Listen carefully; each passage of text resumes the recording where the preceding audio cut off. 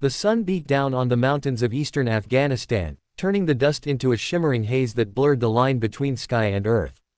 The forward operating base was quiet except for the distant thud of rotors and the clang of ammo crates being stacked beside the armory.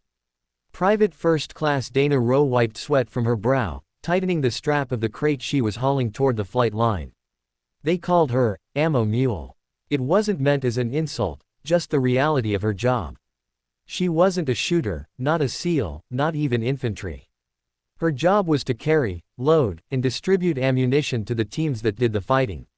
She had a reputation for strength and silence. She never complained, never hesitated. She just worked. But that day, the base was tense. SEAL Team 6 had been deployed on a classified operation deep in the valleys beyond the mountains. Radio silence had been ordered, but a few encrypted bursts had come through earlier: heavy contact, uncertain extraction, potential casualties. Dana overheard it all while unloading rounds from a truck. The commanding officer, Lieutenant Harper, was pacing near the operations tent when she approached. "Sir," she asked quietly, "you want me to prep more crates?"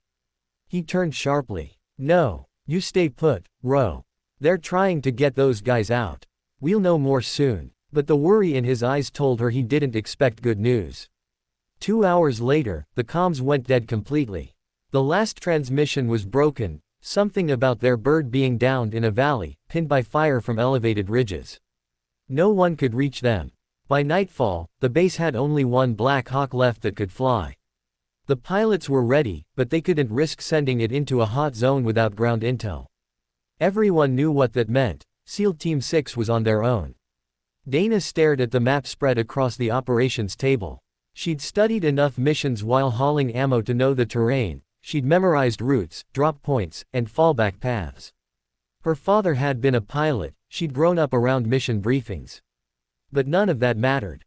She was just an ammo mule. Still, when the call for volunteers went out, anyone with logistics or supply knowledge of Sector Delta, she stepped forward before she could stop herself.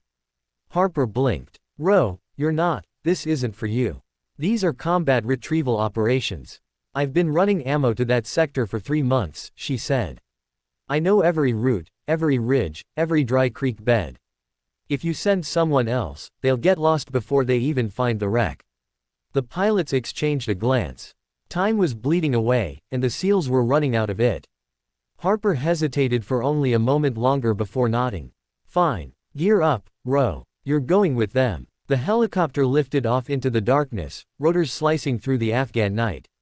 Dana sat in the open door, strapped in beside crates of 7.62 and 5.56 rounds, enough to supply an entire platoon. The pilot shouted over the headset, "We're coming in low.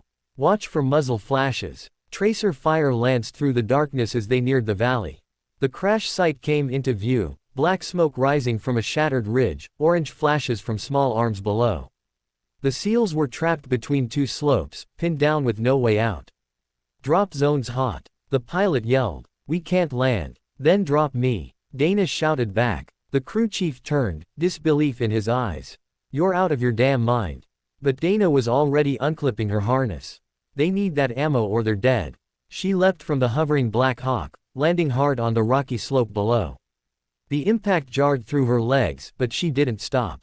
Bullets cracked around her as she dragged the crates behind a burned-out vehicle. She could see the SEALs, maybe 50 yards away, trading fire from behind the wreckage of their own downed bird. "Who the hell is that?" someone shouted as she ran toward them, her pack loaded with magazines and belts of rounds. "Ammo resupply," she yelled, diving behind the cover of the twisted metal. A bearded SEAL sergeant gave her a look of shock and relief.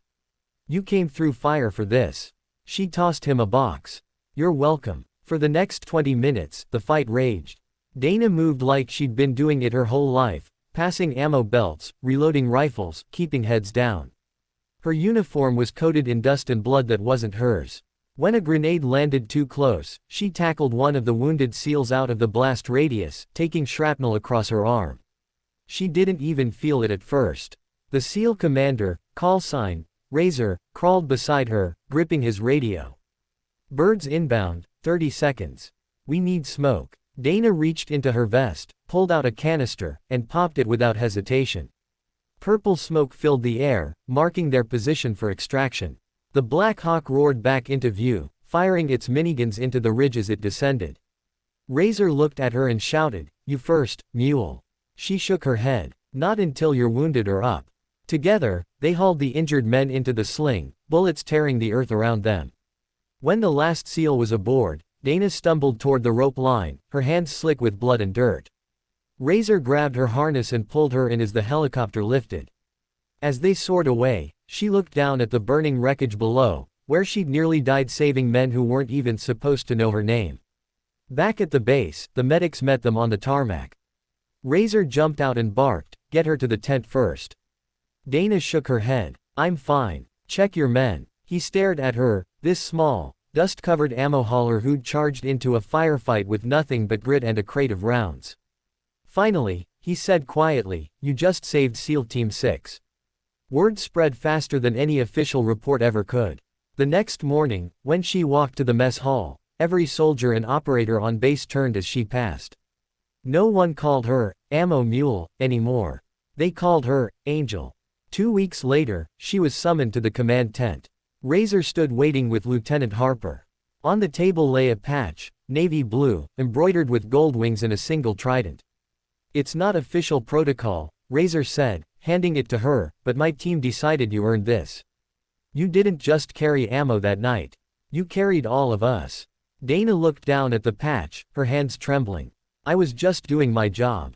Razor smiled. "No, Ro, you did ours." As the sun rose over the mountains, she stepped outside, hearing the distant rumble of helicopters once again heading toward the horizon. She watched them fade into the dawn, knowing that somewhere out there, a SEAL team would remember the night and Ammo Mule became their only hope, and refused to leave them behind.